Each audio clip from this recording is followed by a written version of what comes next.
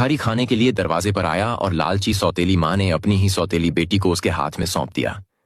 आगे जो हुआ वो किसी ने सोचा भी नहीं होगा।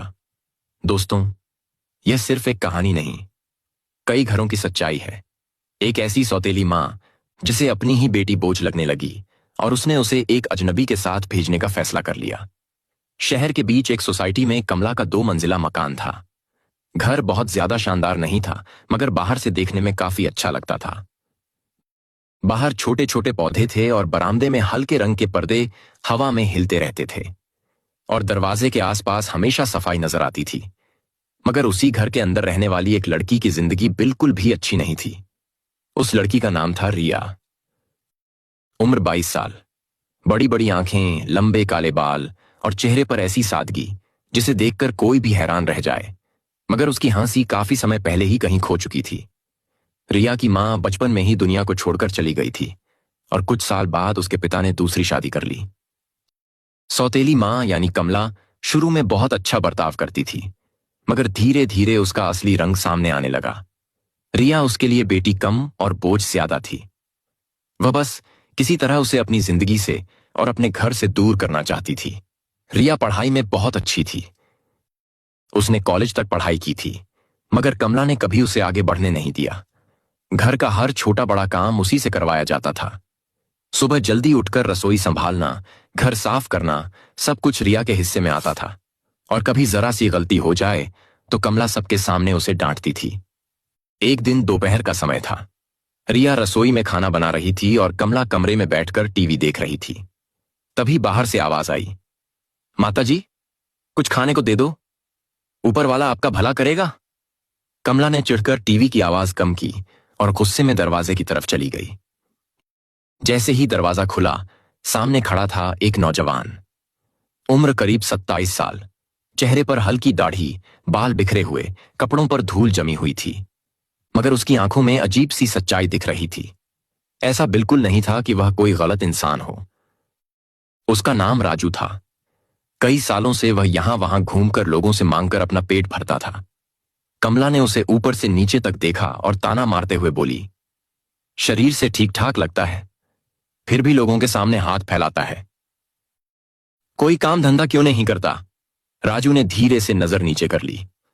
काम मिलेगा तो कर लूंगा माताजी, ज्यादा पढ़ा लिखा नहीं हूं। तभी रिया पानी का गिलास लेकर बाहर आई। उसकी नजर जैसे ही राजू पर पड़ी, वह कुछ पल चुप रह गई।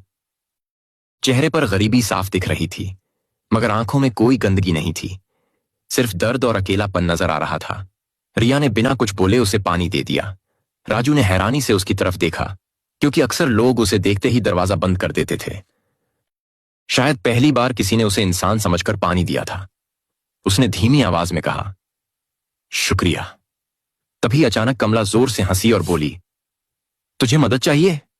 राजू ने हां में सिर हिला दिया। तभी कमला ने रिया का हाथ पकड़कर राजू को दे दिया और बोली, इसे अपने साथ ले जा, ले जा। मैं अपनी तरफ से यही दे रही हूं, वैसे भी इसकी उम्र निकल रही है और मैं इस पर पैसा खर्च नहीं करने वाली। यह सुनते ही रिया एकदम चौंक गई। उसे लगा शायद मां गुस्से में ऐसी बात कर रही है, लेकिन कमला के चेहरे पर मजाक जैसा कुछ नहीं दिख रहा था। रिया ने कहा, मां, ये कैसी बात कर रही हो? लेकिन दोस्तों, कहानी में आगे बढ़ने से पहले आपसे छोटा सा निवेदन है। वीडियो को लाइक करें और चैनल को सब्सक्राइब जरूर कर लें और कमेंट में जरूर बताएं कि आप हमारी वीडियो को कहां से देख रहे हैं, क्योंकि आपके एक कमेंट से ही हमारा उत्साह बढ़ता है। चलिए अब कहानी को आगे बढ़ाते हैं। कमला गुस्से में बोली, बिल्कुल सही बोल रही हूं, तू मेरे लिए बोझ है। तेरी शादी में इतना खर्च करने से अच्छा है अभी चली जा। राजू भी घबरा गया। उसने तुरंत कहा, नहीं माताजी, मैं इन्हें कहां लेकर जाऊंगा? मेरे पास खुद रहने की जगह नहीं है। लेकिन कमला ने साफ बोल दिया, आज के बाद यह लड़की इस घर में नहीं रहेगी। रिया की आंखों में आंसू आ गए। उसने उम्मीद से एक बार कमला की तरफ देखा, मगर उसने मुंह फेर लिया। उसी पल रिया समझ गई कि जिस रिश्ते को वह इतने सालों से बचाने की कोशिश कर रही थी, वैसे तो वह बहुत पहले ही खत्म हो चुका था। वह बिना कुछ बोले अपने कमरे में चली गई। अंदर जाते ही उसकी नजर अपनी मां की फोटो पर पड़ी और उसकी आंखों से आंसू निकल पड़े। उसने धीरे से फोटो को छुआ और अलमारी से छोटा सा बैग निकाला। उसमें कुछ कपड़े और अपनी पसंद की किताबें रख लीं। बस यही उसका अपना सामान था। जब वह बाहर आई तब राजू भी वहीं खड़ा परेशान नजर आ रहा था। उसने धीरे से कहा, तुम मेरे साथ मत चलो, मेरे पास खुद के लिए भी कोई ठिकाना नहीं है। रिया ने उसकी तरफ देखा, दर्द साफ दिख रहा था। फिर धीरे से बोली, जहां मेरी कोई इज्जत ना हो वहां रुकने का क्या फायदा। इतना कहकर वह घर से बाहर निकल गई। राजू कुछ देर वहीं खड़ा सोचता रहा, फिर उसके पीछे चल पड़ा। उधर कमला ने राहत की सांस ली, जैसे कोई बड़ा बोझ है झटको पिघट गया हो। मगर उसे बिल्कुल अंदाजा नहीं था कि जिस लड़की को वह आज घर से निकाल रही है वही आगे चलकर उसकी सबसे बड़ी परेशानी बनने वाली है। शाम होने लगी थी। सड़क पर ठंडी हवा चल रही थी। रिया चुपचाप चलती रही और राजू बार बार उसकी तरफ देख रहा था। उसे समझ नहीं आ रहा था कि कोई लड़की इतनी आसानी से सब कुछ छोड़कर उसके साथ कैसे आ सकती है। थोड़ी दूर जाने के बाद उसने पूछा, तुम्हें डर नहीं लग रहा? रिया ने आसमान की तरफ देखा। आंखों में हल्की नमी थी और बोली, डर तो तब लगा था जब अपने ही लोगों ने साथ छोड़ दिया। अब तो बस सब सहने की आदत पड़ गई है। राजू चुप हो गया। पहली बार उसे लगा सामने से शांत दिखने वाली यह लड़की अंदर से कितनी टूटी हुई है। रात तक दोनों पुराने रेलवे स्टेशन के पास पहुंच गए। राजू अक्सर वहीं रात निकालता था। उसने झिझकते हुए कहा, अगर चाहो तो वापस जा सकती हो। मगर रिया ने धीरे से ना में सिर हिला दिया। वो घर अब मेरा नहीं रहा। रात बढ़ने लगी। तभी अचानक मौसम बदल गया और तेज बारिश शुरू हो गई। ठंडी हवा से रिया कांपने लगी। राजू ने तुरंत अपना पुराना कंबल उसे दे दिया।